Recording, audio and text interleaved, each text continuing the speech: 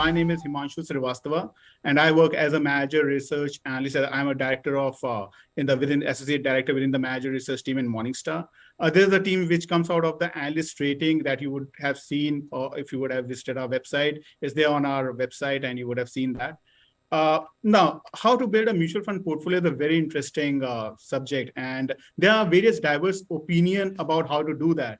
Well, some of the investors think that it's easy to do that and they can do it on their own. There are few which think that constructing a mutual fund portfolio, selecting the right fund, is a very difficult task. The way I would like to put that is, it's somewhere in between. If you have the right guidance, right knowledge and information, this task can be made easier. But before we even proceed towards selecting the right fund or construct a portfolio, there are certain misconceptions which are always there in the minds of investor, which needs to be, addressed. Because if you have those, you will never be able to select the right fund or construct a portfolio that would help you achieve your financial goals. So let's discuss that now. First and foremost is, mutual funds are like stocks. No, now there is a misconception and a big one. The only common thing between mutual funds and stocks is one, both are equity oriented and the other one is both are long-term investment avenues. Barring that, the factors that you look for selection of stocks are different from the factors that you would look for selection of mutual funds. So don't confuse between the two. Expect past performance will continue to be the winners. Again, that can happen and that cannot happen as well. So there is no guarantee of that. The past performance may be able to continue, but at the same time, there are chances that they may not. So just don't look at the performance of the fund and invest. You need to look at a thorough analysis before you actually select a fund for yourself. Performance can be a parameter, but shouldn't be the sole parameter. It can be a subset, but not the only parameter that you should look at. Most of the investors look at performance only, but that's a wrong approach. Low NAV funds is better than funds with high NAV. Now, despite having a lot of awareness programs over the years, this misconception still continues, and I get a lot of queries from about this. The one thing in one line, if I have to address, that's wrong. Both funds, whether it has a low NAV or high NAV, have equal opportunity to create returns in the market. Obviously, that would depend on their strategy, their portfolio allocation. But NAV doesn't play any role in terms of deciding whether the fund is good or bad. So again, this is a stock concept, not a mutual fund concept, where you do check the price and see whether it's undervalued or overvalued. In case of mutual funds, that's not something that you should follow. So if NAV is one of the criteria that you are using for selecting the funds, don't do it. All mutual funds are the same. Now, this is something very interesting. I was talking to one of my relatives, and I was asking about whether he invests in mutual funds or not. And he said that, yeah, I do. What kind of mutual funds? All are same. That was his answer. And I was really surprised to know that.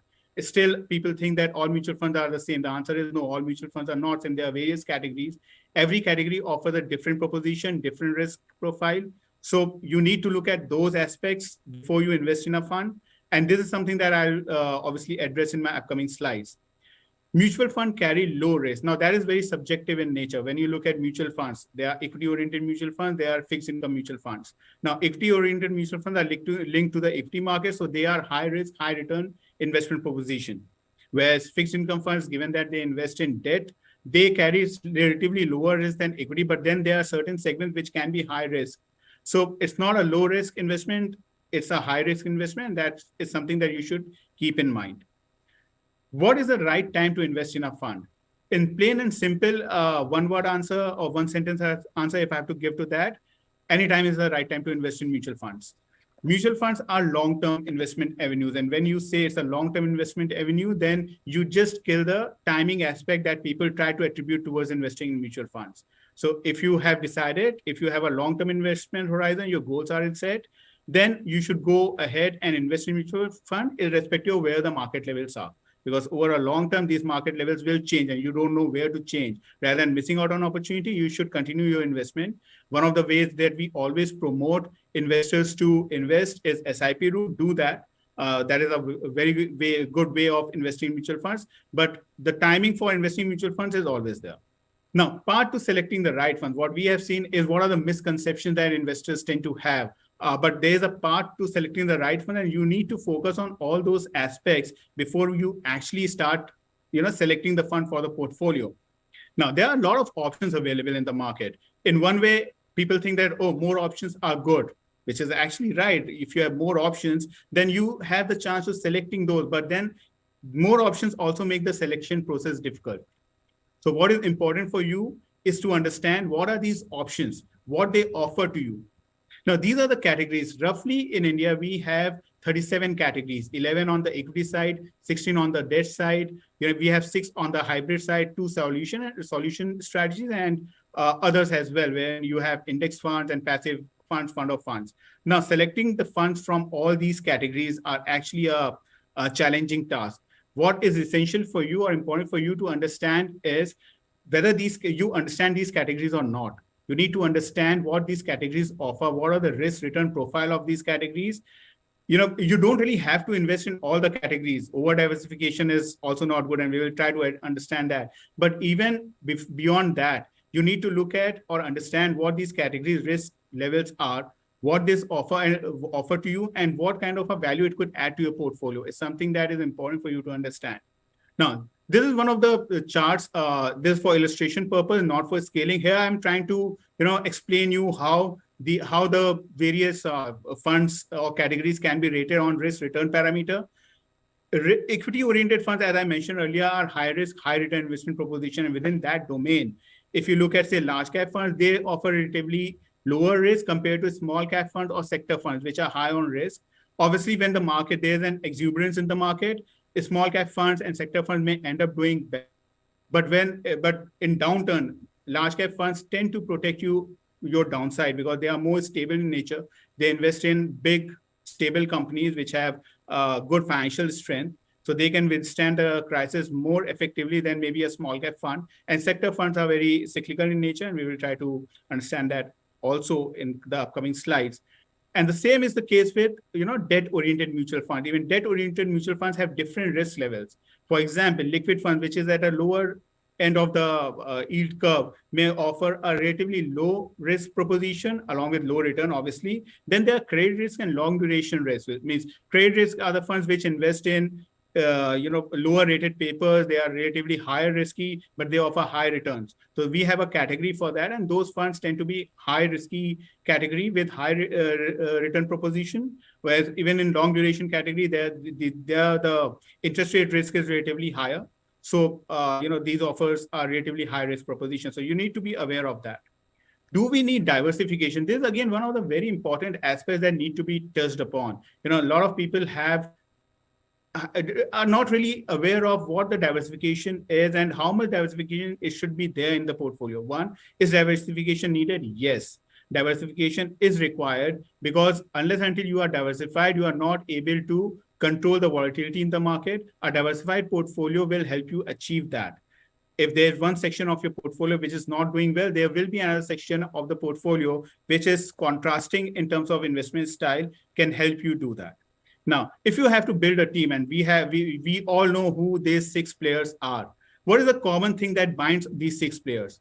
One, they are all pinch hitters, and 2, they all are top order batsmen, opening batsmen. Now, when you build a team, you don't want all the players or the top 6 players to be the pinch hitters or the top order batsmen. You need someone in the middle who can stable the team, someone like Rahul Dravid, someone like VVS Lakshman. You will have bowlers in your team, you will have good fielders in your team, you will have wicket keeper in your team. So you will not have a team which is full of batsmen or bowlers. So that is where the diversification comes into picture, and that is exactly what we need to follow while we are building our portfolio. This sheet may be a bit cluttered, but what I try to explain you here is there are various sectors, there are various market indices here. Now, if you look at this sheet, this slide, it will be very clear that not one index or market segment is the top performer throughout. So there are 2 things that I would like to address here. One, it does explain you that you need to be diversified in nature. You have to have your portfolio which is diversified because you never know which sector, which market segment is going to perform or outperform going ahead. 2, if you are focusing on sector funds, then you should be really wary of, because if you look at sector funds, there have been a lot of at in 1 year, one sector is doing extremely well, and in the other year, that sector is not doing well. Let's take, for example, the green part, which is the IT sector. Look at its performance 2018, 2019, 2020, and 21. Relatively good. But if you look at the performance before that, or if you look at the performance this year, there are so all those investors who would have invested in those periods would have been a bit jittery at this point in time. So what does this explain? This explains the sector goes through cycles, and if you don't have the wherewithal to understand that sector and its dynamics, invest in a diversified equity fund. The diversified equity fund offers you the benefit of investing in a fund where a manager and an expert is there who is taking a call on sectors on your behalf.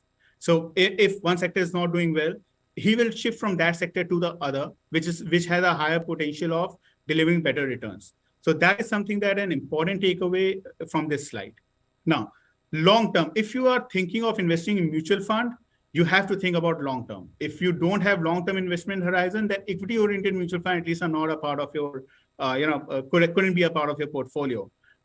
You can invest in debt funds, where you can have lower duration funds and you can invest in them. But if you are looking at equity, you have to look for long term. And one of the questions that we normally get is, what is long term? How would you define long term? And the answer that I give is, when I started my career way back in 2006 in mutual fund analysis, 1 year was considered to be long term.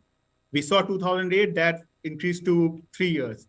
In 2013-14, 5 years. My personal opinion is you have to have an investment horizon of 7 years at least to invest, to get a proper return from equity-oriented mutual funds, but the bare minimum should be at least 5 years. Now, if you stay longer, what this chart explains you is like over a period of time, the chances of you getting higher returns are more. The chances of getting negative returns are lower, and even the risk comes down, as you can see from the standard deviation figure.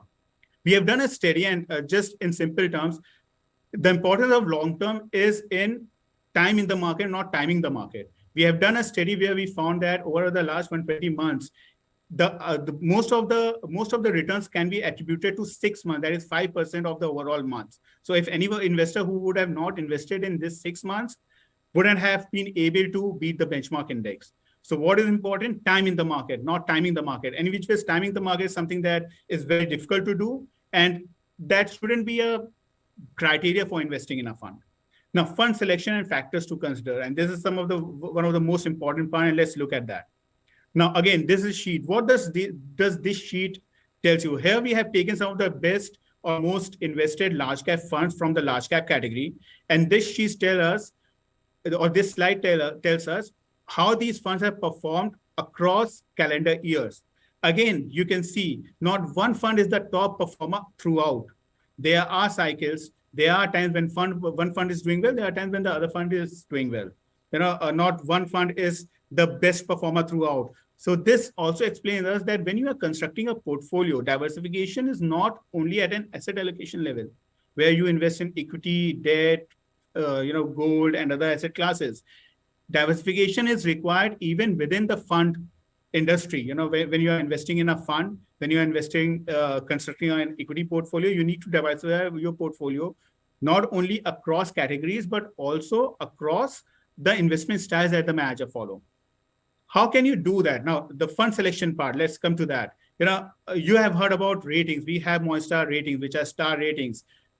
How do you use that, use that in your analysis, or how do you make what sense you can make out of that? Now, what are star ratings? Star ratings are basically performance tracker with risk taken into account. So obviously, these takes risk into account. So these are risk adjusted.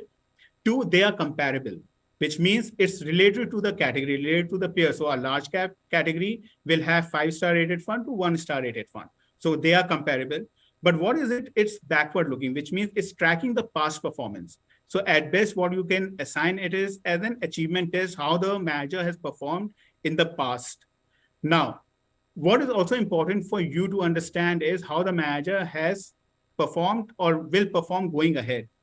Now, this is addressed by a Morningstar analyst rating. Now, a Morningstar analyst rating, a forward-looking subjective rating, which is more of an aptitude test. We assign rating on 5 scale, that is gold, silver, bronze, neutral, negative. Obviously, gold, silver, and bronze are positive rating, where we are seeing that this fund will be able to outperform the benchmark index over longer time frame. And here we consider 5 years as longer time frame. Neutral is a fund where these funds are neither good neither bad. We are trying to build a conviction there, and there we assign a neutral rating. Negative is a rating where we feel that there's a fundamental flaw in the fund, which will protect it, or which will hinder in its performance. Now, how you can use these ratings in terms of fund selection? Star ratings, given they are backward-looking nature, can be used as a screening tool. You can screen funds based on the star ratings, and once you have screened that, then you can check which are the funds within that where we have analyst rating. Combine the two, and that will give you a good idea, at least, as to what our opinion on the fund is, what is its performance track record based on risk-adjusted parameter, and how on a qualitative basis it stands. A combination of two will help you understand that. But there are certain things about Morningstar analyst rating that you should keep in mind. Now, Morningstar analyst rating is forward-looking opinion. It's investor-focused and comprehensive. We are giving an opinion as to how the fund is going to perform going ahead. But it's equally important for you to understand how the fund will not, what Morningstar analyst rating is not. Can we have the next slide? It's not a short-term view. It's not a market call. It's not a buy, sell, or hold recommendation. So don't take it as a buy, sell, or hold recommendation. You need to focus on the long-term trend of the fund. You need to focus on your portfolio allocation, and then you have to select it. And this is where on our website you can find our analyst rating. Just in case people don't know, this is where you can find our analyst rating on all the funds where we have assigned analyst rating. These are the parameters that we look at while analyzing a fund. That is people, process, and parent. These form the core of our analysis, and you can also do that at your end.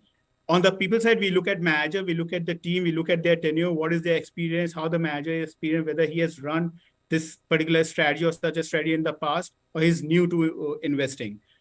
If he's new to investing, then we would rather prefer and wait before we assign a positive rating to that fund. On the process side, we try to understand what the strategy is, whether large, medium, small cap, or multi-cap, what is their style, whether growth, value, or blend, and whether the manager and the team has been able to stick to their investment style, or they have been changing it throughout. We don't prefer managers changing their investment style too often, because that does show us that there's a lack of conviction in the investment style that they have been following. On the parent side, we try to understand what is the culture, because culture defines the conduct of the manager, and it also have a reflection on the performance of the fund. Performance needs to be looked from a long-term perspective, not a short-term. You need to look at from the context of investment approach. So these are some of the things when you are analyzing a performance, you have to look at that. On the price side, we all know that regular share class is more expensive than direct share class, so people tend to go towards direct share class. But you can do that only if you have an idea as to how to invest in a fund. If you don't have the idea, the best thing to do is to offer the services of an expert who can help you do that. You don't really have to, if it's a bargain between selecting the wrong fund versus paying something to get the right advice, I would recommend you go for the right advice. Now, how can you find a lot of these information on our website? On our website, in our homepage, there is a slide, there is a section where you can type the name of the fund, and it will show you it will take you to a page. Now, this page is a snapshot or an overview on the fund. What is the performance of the fund? What is the style? A lot of information, you get from that. Let's see what are the information which are essential, and you can utilize it for your own understanding on the fund. Now, here we have the management team information where we know who are the managers of the fund. There we know the investment style. So this is the example that I have taken from ICICI Value Fund. The style box clearly shows that it's in the value band, which shows that the manager is following the investment style that he is prescribing, that he's suggesting that he is going to follow, which gives us an assurance that, okay, the fund is on track. This shows the performance across calendar years and how the fund has done over a longer time frame. So this will help you to understand or get more understanding about the performance. The section also carries a lot of risk parameters where you can understand whether the fund is taking high risk. So this fund has taken below average and delivered above average returns. So this shows that the fund manager is not only able to deliver returns, but at a lower risk. And this is a snapshot of the fund, a fact sheet which is available, which have all the details. You can go through it. It gives you, at one glance, it will give you a lot of information about the fund. Now, what are the learnings? I'll just go through it because we have already discussed that in detail. Mutual funds are long-term investments. You need to be very sure about that. Diversify, but the diversification should be done from the right amount, with the right amount. It should not be over-diversified. Performance should not be the sole criteria for selecting or exiting a fund.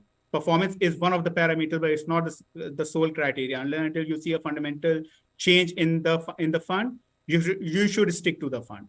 Sector or thematic funds are for investors who know the sector and who can time their entry and exit from that. If you're not able to do that, stick to diversified funds. If fund selection proves to be a daunting task, don't hesitate and take the advice of an expert. And even if you do that, know your fund. That is very important. Even there is an expert who is providing you, the investment advice. You should know where your investments are. You should have a command on your investments. That is one of the things that is very important for you to follow. Have command on your investments and know where you are investing.